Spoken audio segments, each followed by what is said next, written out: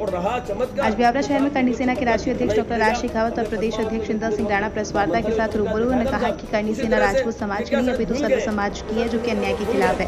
27 अगस्त 2023 को भोपाल शहर में 12 सूत्री मांगों को लेकर आंदोलन किया जाएगा, जिसमें अलग अलग मांगे हैं। लव जिहाद पर रोक, मध्य प्रदेश में 100 सीटों पर राजपूत समाज के प्रतिनिधि को टिकट दिया जाए आदि मांग जो है उनके द्वारा सरकार के सामने रखी जाएगी। साथ ही उन्होंने उन अभिनेताओं का भी विरोध किया जो हिंदू विरोधी फिल्म बना रहे हैं और देवी देवताओं पर अपमान कर रहे हैं। बॉलीवुड में ऐसा होता रहा, इसके खिलाफ भी करनी सेना पूरे आंदोलन करेगी, जिसकी जवाबदारी सरकार की होगी।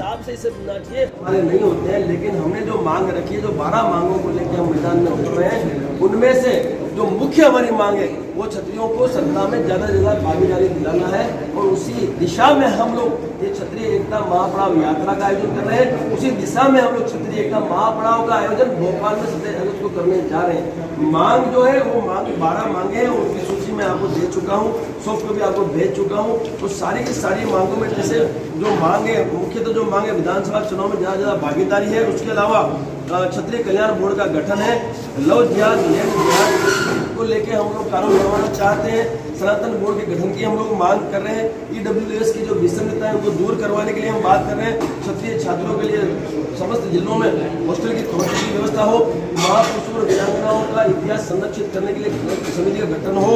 उसके अलावा प्रदेश में गौ पालक प्रतिपाल के नाते मेरा और क्षत्रियों का फर्ज होता है कि प्रदेश में गौ हत्या मुक्त प्रदेश हो। राष्ट्रमाता के लिए जो उत्तराखंड के तर्ज पे बिल पास करके केंद्र को भेजा जाए।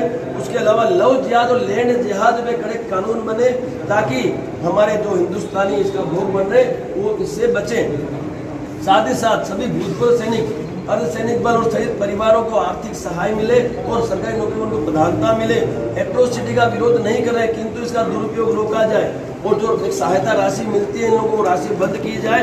साथ ही आरक्षण का कोई विरोध नहीं है, वंचित शोषित पीड़ित लोगों को यदि आरक्षण मिलता है, लेकिन जो जिसको मिलना चाहिए उसे नहीं मिल रहा है, इसे क्रिमिनल का प्रावधान रखा जाए ताकि गरीब आदमी इसका लाभ ले सके। और साथ ही बुंदेलखंड जो हमारा संभाग है, उस बुंदेलखंड संभाग 2 भागों में बटा हुआ, कुछ भाग उनका उत्तर प्रदेश में, कुछ भाग मध्य प्रदेश में, तो उसको अलग राज्य घोषित करके उससे उसकी जो उसका जो एक उसका डेवलपमेंट है उसमें उनको शक्ति प्रदान की जाए। इन सभी मांगों को लेके हम लोग मैदान में उतरे। लेकिन जो हमारी जो मेन जो हमारी मांग है, जो मुख्य मांग जो हमारी है, वो मांग है हमारे क्षत्रिय समाज को सत्ता में ज़्यादा से ज़्यादा भागीदारी दिलाना। और उस दिशा में हमने सर्वे किया है। हमने 230 में से ऐसी 100 सीटें हमने देखी जिनमें क्षत्रियों का फुल प्रभुत्व है, लेकिन कहीं न कहीं अनदेखी होती आई है। मैं मानता हूँ कि 45 से 50 सीटें ये राजनीतिक पार्टियां हर वक्त देती आई है, पिछली बार भी दी है, लेकिन वो 45-50 पार्टियों से हमें कुछ नहीं होगा। हम जहाँ प्रभुत्व रखते हैं, जहाँ हमारी संख्या है, जहाँ हमारा प्रभुत्व है, वहाँ हमें इस बार टिकट चाहिए और उस दिन हम ये मांगों में सहमति बना के उठेंगे। हम जो मौजूदा सरकार है, हम तो मौजूदा सरकार को भी कहना चाहते हैं, हम वादा करते हैं अब हमारी मांगों में आप बिल्कुल आपकी मांगों में आप सहमति दिखाइए, हम समस्त क्षत्रियों के वोट आपको डलवा देंगे, हम आपको जितवा देंगे। लेकिन अब हमारे साथ जो उपेक्षा है वो हमें बर्दाश्त नहीं करेगी। अगर पार्टियां इस तरह से नहीं करेगी या इस तरह से आपकी बातों को तो आगे क्या रणनीति? ऐसा है साहब, क्षत्रिय राजनीतिक पार्टियां वोट की मार को समझती है।